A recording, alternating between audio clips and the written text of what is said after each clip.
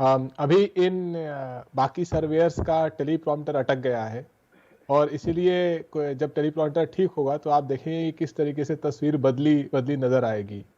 जहां तक उत्तर प्रदेश का सवाल है, भारतीय जनता पार्टी प्रतिदिन अलग अलग प्रेस कॉन्फ्रेंस करके एक ही बात बता रही है कि बाकी पार्टियां हिंदू मुसलमान की राजनीति कर रही हैं, जबकि बाकी पार्टियां जब प्रेस कॉन्फ्रेंस करती हैं, समाजवादी पार्टी का प्रेस कॉन्फ्रेंस, हमने अन्न संकल्प लिया, हम हर दिन बेरोजगारी के लिए, महंगाई के लिए, किसानों के लिए कोई ना कोई बात कह रहे हैं जिसका जवाब भारतीय जनता पार्टी नहीं दे पा रही है।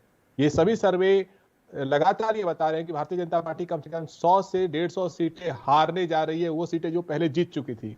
सवाल ये है कि जब हमारी पार्टी के कैंडिडेट्स की भी घोषणा तक नहीं हुई है, जैसा आपने कहा कि 40 से भी कम कैंडिडेट्स की घोषणा हुई है, तब भारतीय जनता पार्टी का ये हाल है जब लोगों को पता है उनके 300 से अधिक विधायक कौन से हैं।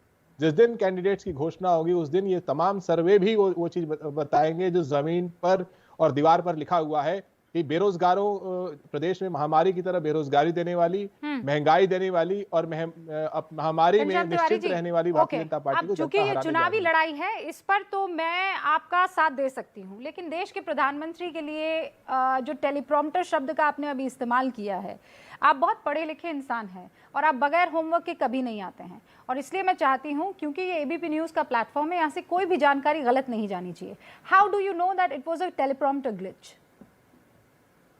मैंने तो ऐसा कहा ही नहीं, मैंने कहा कि इन सर्वे एजेंसीज का टेलीप्रॉम्प्टर अटक गया है। सहाफी हूं, I am a journalist, between the line read अगर हम नहीं करेंगे तो कोई और तो रीड करेगा नहीं। So we are intelligent enough to find out and figure out.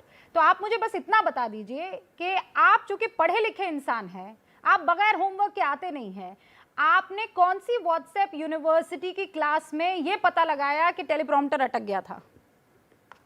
जी, मैं तो इतना जानता हूं कि जिस दिन से प्रधानमंत्री बोलना शुरू कर रहे हैं वही बोलते हैं जो टेलीप्रॉम्प्टर पे लिखा रहता है।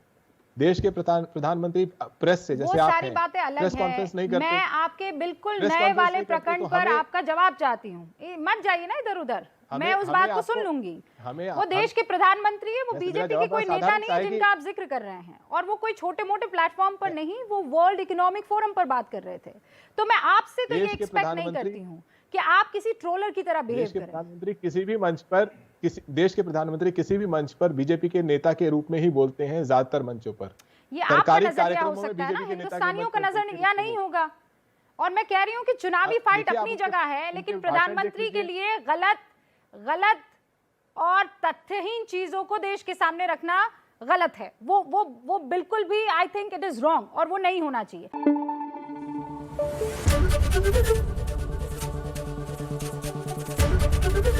एबीपी न्यूज आपको रखे आगे।